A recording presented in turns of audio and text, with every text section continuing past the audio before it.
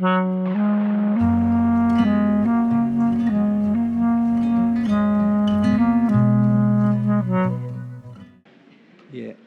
오늘 제목은 세 사람과 엎드림이란 제목으로 함께 말씀을 나누려고 합니다. 예수님의 탄생 소식이 우리 모두에게 기쁨인가라는 질문을 던져볼 수 있습니다.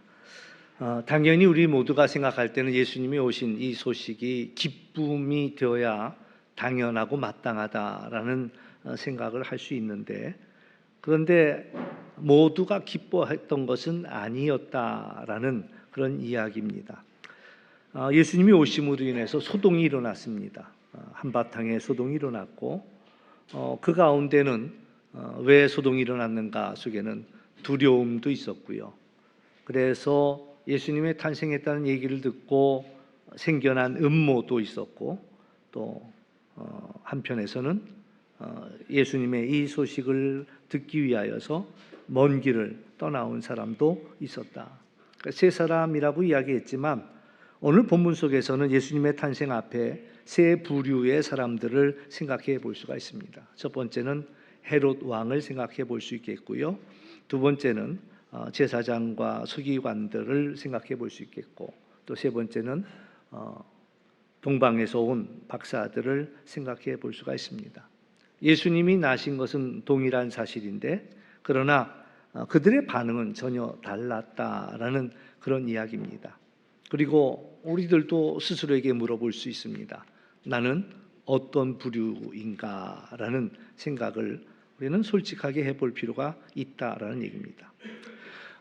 먼저 우리가 생각할 것은 예수님이 이 땅에 오신 사건은요, 정말 주목받지 못할 그러한 조용한 사건이었습니다.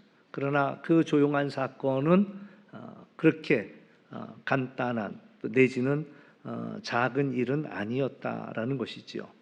헤롯 왕 때 예수께서 유대 베들레헴에 나심에 그랬습니다. 예수님이 나신 곳은 왕궁도 아니었고 또 예루살렘 성전도 아니었고 베들레헴이라는 작은 마을에서 태어났습니다. 세상적인 눈으로 본다면 아무 힘도 없는 가운데 태어났습니다. 그를 옹위한 군대도 없었습니다. 아주 영향력 없는 작은 그런 사건이었습니다. 오늘 새벽에도 그 말씀을 나누었는데, 예루살렘 성전에는 시므온이라는 이가 있었습니다. 하나님께서 그에게 감동을 주셔서 메시아가 성전으로 올 것이고 그때 너는 그를 알아보고 또 많은 사람들에게 드러내라라는 하나님의 감동이 있었죠. 그러니까 시므온은 이제 누군지는 모르지만 하나님의 감동을 기다리면서 끊임없이 그 성전을 지키고 있었습니다. 근데 어느 날 하나님께서 그의 마음속에 감동을 주는 거죠. 지금 빨리 성전으로 들어가라. 그이가 왔다. 그러니까 이 시므온의 마음속에는 얼마나 큰 기대가 있었겠습니까? 그리고 성전에 가서 마주한 이는 갓난아기였어요. 갓난아기.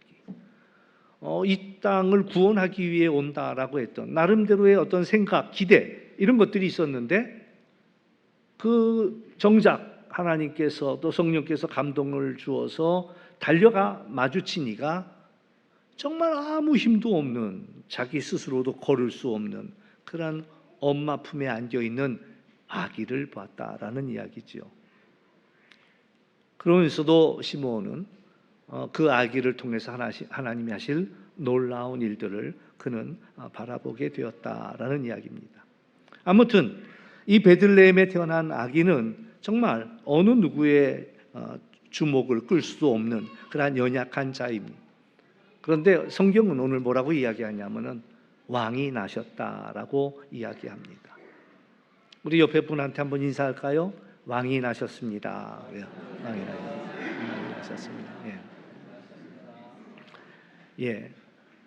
저는 이번 그 대림절을 쭉 지나오면서 정말 마음에 부담이 있습니다. 어떤 부담이냐? 예수님을 과연 나의 왕으로 모실 수 있겠는가? 그동안 계속 해왔던 이야기였습니다. 근데 올해는 유독 내가 왕이다라고 주님께서 말씀하시고 내가 들어가도 되겠느냐라고 물으시는 것 같은 거예요. 그래서 왕이신 그런 주님을 우리 그 왕의 무게를 느끼면서 그분을 우리가 기억할 필요가 있습니다. 근데 우리가 여기서 하나 짚고 넘어가고자 하는 것은 하나님의 역사는 언제나 작게 조용하게 시작이 됩니다. 그러나 그것은 결코 가볍지 않은 일이다라는 이야기지요. 예, 우리 역사 속에도 보면요, 하찮은 일이, 그러니까 이제 최근에 있었던 어떤 산불이라든가 또 홍콩에 있었던 엄청난 그 화재, 고층 빌딩들이 홀라당 다 타버리는 이 엄청난 일의 시작이 뭐냐? 담뱃불이었다는 거예요. 담뱃불. 정말 그 담뱃불이 이 불을 일으켰을까라는 생각이 들 정도로 하찮은 그 담뱃불 하나가 건물 하나를 또 온 산을 막 다 태우고 지나갔단 말이죠. 근데 역사 속에서도 마찬가지입니다. 우리에게 있었던 엄청난 역사들 속에서도 그 시작은 하찮아 보이는 별것 같지 않은 그 일들이 도화선이 되어갖고 역사 속에서 엄청난 2차 대전도 시작이 되었고 우리나라의 4.19 혁명이 시작이 되었고 뭐 크고 작은 일들이 그 시작은 별것 아닌 것 같은 그 작은 일이 엄청난 파장을 가져오더라라는 거예요. 하나님의 역사도 마찬가지. 오늘 하나님께서 우리의 마음속에 주시는 한 구절의 그 말씀이 내 속에 들어올 때에 내 속에 들어와서 변화를 일으키기 시작하는, 한 알의 씨앗이 땅에 심겨져서 싹이 나며 그리고 자라며 열매를 맺는 것처럼 하찮아 보였던 그 작은 하나의 말씀이 내 속에서 역사하시더라라는 이야기. 오늘 하나님께서 우리의 마음속에 주시는 작은 그 찔림, 별것 아닌 것 같은 그 찔림이 우리에게 변화를 가져오고 회개를 가져오고 역사하시더라. 오늘 우리는 작은 것이라도 결단할 필요가 있다라는 이야기지요. 왜냐하면 그 작은 일에 순종할 때에 하나님의 역사가 시작되더라라는 이야기입니다. 오늘 동방 박사는 별 하나 보고 저 별이 참 이상하네라는 생각을 가지고 그러던 출발합니다. 동방으로부터 박사들이 예루살렘에 이르러 하는 이야기가 유대인으로 왕으로 나신 이가 어디 있느냐, 우리가 동방에서 그 별을 보고 그에게 경배하러 왔노라 이야기합니다. 사실 이 동방 박사는 하나님 신앙하고는 상관이 없는 사람들입니다. 저 바깥에 있던 사람들이에요. 유대인 아닙니다. 그들에게는 율법도 없었습니다. 또 뭐 성전도 그들에게는 의미가 없었고 하나님의 약속도 없던 사람들입니다. 그런데 메시아를 제일 먼저 찾아온 사람은 뜻밖의 정말 그 안에 있던 사람들이 아니라 그 약속 밖에 있던 사람들이었다라는 이야기죠. 그러니까 참 이상해요. 하나님의 일하시는 방법이 참 이상해요. 왜 하나님은 뭐 오늘 본문 아니라 누가복음에 보면은 첫 번째 나신 그 소식이 목자들에게 전해집니다. 목자들은 사람 취급도 못 받던 사람이에요. 그래서 증인의 능력도 자격도 없는 사람들이에요. 근데 어떻게 그들에게 예수님의 나신 소식이 전해졌으며 예수님의 부활 소식도 마찬가지죠. 예수님의 그 부활의 소식도 제일 처음에 알아차린 이는 여인 마리아였단 말이죠. 당시 여인들은 증언의 자격도 없는 사람들입니다. 근데 그들이 예수님의 부활을 목격하고 증언하도록 했다라는 일들이, 왜 하나님은 항상 이런 식으로 일하실까라는 생각이 드는 거예요. 이왕이면 권력 잡은 자 앞에서 내지는 어떤 대제사장의 서기관들 앞에서 성경을 누구보다 잘 아는 사람들 앞에서 이 일들을 드러냈더라면 얼마나 더 멋지게 파워 있게 효과적으로 전파되었을까 이런 생각이 드는데 왜 하나님은 항상 이런 식으로 일하시지? 이런 생각을 했었어요. 근데 생각해보니 결론은 뭐냐? 그런 사람들은 가만히 있었다라는 거예요. 당연히 했어야 할 사람들은 가만히 있었다는 거예요. 오히려 그 밖에 사람들이 보는 거예요. 이거 심상치 않은 일인데, 이거 놀라운 일인데, 그들이 그것을 알아차리고 그들이 먼저 예상 밖의 사람들이 이 앞으로 나왔다라는 이야기죠. 오늘 우리들도 우리 스스로를 돌아볼 필요가 있습니다. 너무 익숙한 까닭에 우리가 주님을 놓치고 사는 것은 아닌가라는 생각. 하나님이 주신 은혜가 넘치는데도 불구하고 우리는 당연하게 생각하고 그것을 놓치는 것은 아니냐라는 그런 이야기죠. 그들은 별 하나 보고 움직였습니다. 그들에게는 성경 한 권도 없었고 지도도 없었고, 그러나 그 반짝이는 별 하나 보고, 그리고 그들은 찾아왔다라는 거예요. 그리고 그들은 왕이 나셨다라고 확신했다라는 이야기입니다. 믿음이란 무엇일까요? 모든 것이 확실해진 다음에 움직이는 것은 믿음이 아닙니다. 주님이 우리에게 반짝이는 빛을 보여주셨을 때 그 빛을 보고 따라가는 것이 믿음이다라는 거죠. 하나님이 주신 작은 불빛, 하나님이 주신 우리의 성령의 작은 감동, 이것을 붙잡고 따라가는 것이 믿음이다라는 얘기입니다. 때로는 내가 믿음이 좀 더 좋아지면 하겠습니다. 내가 좀 더 상황이 좋아지면 순종하겠습니다. 내가 좀 더 준비가 되면 순종하겠습니다. 우리는 그렇게 이야기합니다. 그러나 하나님은 지금 순종하라고 말씀하십니다. 헤롯은 당시의 왕이었습니다. 한 70세 정도로 추정하고 그가 거기에서 40년을 통치했습니다. 근데 그의 마음속에 늘 두려운 게 하나 있었어요. 반란이 일어날까 봐, 자기의 왕의 자리를 누군가가 빼앗아 갈까 봐. 그러니까 그 부분이 가장 그에게는 예민한 부분입니다.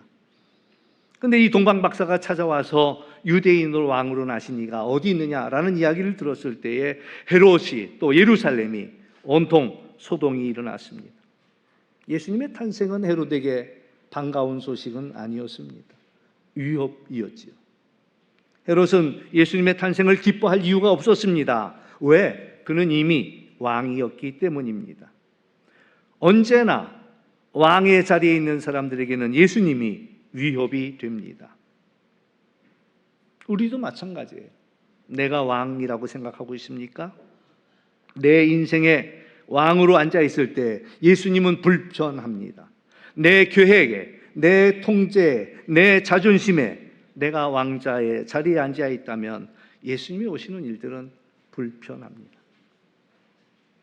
그래서 헤롯은 질문하죠. 그가 어디에 있느냐? 그의 의도는 경배하겠다는 의도가 아닙니다. 예수님을 찾으면 그를 죽이려는 그런 마음을 가지고 질문했다라는 얘기입니다. 또 하나 우리가 생각해 볼 사람은 대제사장과 서기관들입니다. 헤롯이 이들에게 묻습니다. 그리스도가 어디서 나겠느냐? 그들은 지체하지 않고 대답했습니다. 유대 땅 베들레헴입니다. 그건 누구나 다 아는 이야기예요. 정확한 이야기입니다. 그런데 문제는 그렇게 이야기해놓고서도 어느 한 사람 베들레헴으로 가지 않았다라는 이야기입니다. 이게 가장 뼈아픈 이야기라고 할 수 있습니다. 말씀을 알기도 잘 알고 설교도 들었고 정답도 말할 수 있지만 한 걸음도 움직이지 않습니다. 우리의 모습은 어떻습니까? 그냥 말씀 듣는 것으로 참 좋은 말씀이네 하고 우리는 그 자리에 멈추고 있지는 않는가라는 이야기입니다. 그들 앞을 인도하던 별이 사라졌습니다.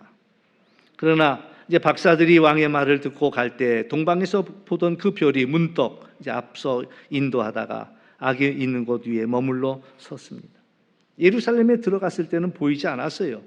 그러나 그들이 다시 순종했을 때에 별이 다시 나타났습니다.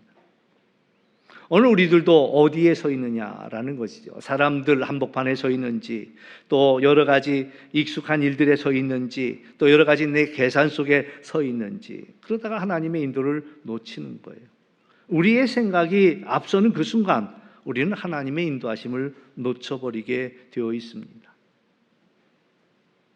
그러나 다시 길을 떠났을 때 그들은 하나님의 인도를 받을 수 있었다. 그들이 별을 보고 기뻐하고 기뻐하였다. 그런 참된 기쁨은 왕을 만날 때에 회복이 되어진다라는 이야기입니다. 이제 집에 들어가서 아기와 그 어머니 마리아를 보게 됩니다. 그리고 엎드려 경배하고 보배압을 열어서 황금과 유황과 모략을 드렸습니다. 황금은 왕의 영원한 왕권을 이야기하고요. 유향은 제사장이 쓰는 도구예요. 그러니까 예배를 제사를 향기롭게 하기 위해서, 그러니까 제사장 직분을 의미하고요. 모략을, 사실 모략은 상당히 의외잖아요. 우리가 잘 아는 대로 모략은 시체에 바르는 겁니다. 죽은 사람에게 바르는 거예요. 그런데 새로 나는 아기에게 모략을 주었습니다. 그 얘기는 우리를 위해 죽으실 분이라는 의미가 담겨져 있다라는 이야기죠. 그들이 드린 예물은 매우 귀한 것이었고 아주 상징적인 작은 돈이 아니었습니다. 누가 그래요? 이제 이 일 이후에 요셉과 마리아는 아기 예수를 데리고 애굽으로 피난 갑니다. 헤롯이 죽었다는 얘기가 들릴 때까지. 그런데 그 도피 자금이 이 황금과 유황과 모략이었다는 거예요. 양은 부피는 매우 작은데 매우 값이 나는 것들이니까 그것으로 아마 애굽에서 피난 생활을 하지 않았겠느냐라는 이야기를 하는 분들도 계십니다. 이 동방박사가 주님 앞에 드린 것들은 오늘 우리가 세 사람과 그리고 엎드림 그런데요. 드린 것들은 바로 이 황금과 유황과 모략과 가장 귀한 것들이지요. 그러나 우리가 여기서 놓치지 말아야 할 한 가지가 또 있습니다. 뭐냐면 황금과 유황과 모략을 드리기 전에 뭐라고 이야기했냐면 집에 들어가 아기와 그 어머니 마리아가 함께 있는 것을 보고 엎드려 경배했다라고 이야기합니다. 엎드렸다. 엎드림은 찬양하고 또 무엇 이기 전에 우리의 자세라는 것. 그들은 아기 앞에 엎드렸다라는 이야기입니다. 경배했다는 것. 말로만 주님, 주님 고백하는 것이 아니라 삶으로 엎드려서 주님이 나의 주님이시다라고 고백하는 것이다라는 거예요. 나는 어디 앞에 엎드립니까? 성공 앞에 엎드립니까? 안전 앞에 엎드립니까? 사람들의 인정 앞에 엎드립니까? 아니면 나 스스로에게 엎드려 있습니까? 오늘 우리는 주님 앞에 엎드리는 자가 되어야 할 것이다 라는 그런 이야기죠. 하나만 더 이야기하면 그들은 다른 길로 돌아갑니다. 예수님을 만난 사람들은 다른 길을 걷게 됩니다. 그들은 꿈에 헤롯에게 돌아가지 말라 지시함을 받아 다른 길로 돌아갔다라고 이야기 나오는데 예수님을 만난 사람들은 달라지게 되어 있습니다. 달라지게 되어 있어요. 예수님을 만났기에 달라집니다. 다른 길을 걷게 됩니다. 생각이 달라지고 선택이 달라지고 선택의 기준이 달라지고 삶의 방향이 달라진다라는 거예요. 예수님을 만났기 때문에 우리의 인생에 걸어오던 길이 달라졌다라는 거예요. 나에게는 예수님을 만남으로 인하여 무엇이 달라졌는가 생각해 볼 필요가 있다.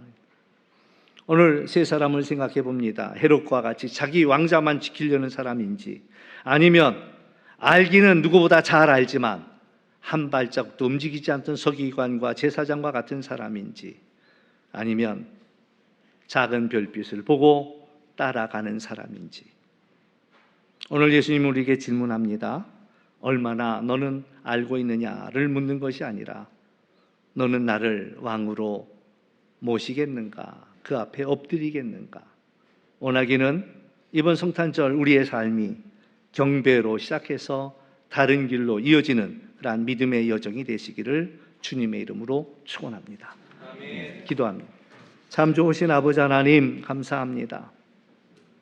예수님이 오신 사건이 모두에게 기쁨은 아니었습니다. 헤롯에게는 두려움이었고 또 서기관이나 대제사장에게는 그냥 그저 그렇고 그런 일들이었고 그러나 정말 저 밖에 멀리 있던 동방박사에게는 별빛을 보면서 따라올 수밖에 없는 왕으로 나신 이에 대한 그러한 경배가 있었습니다.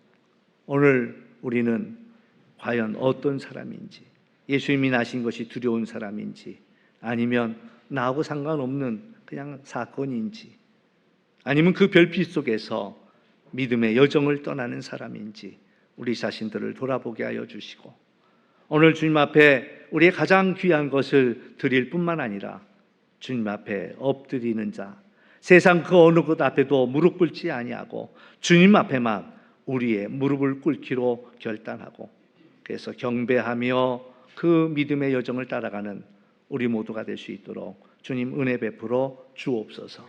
감사하며 예수님의 이름으로 기도하옵나이다. 아멘.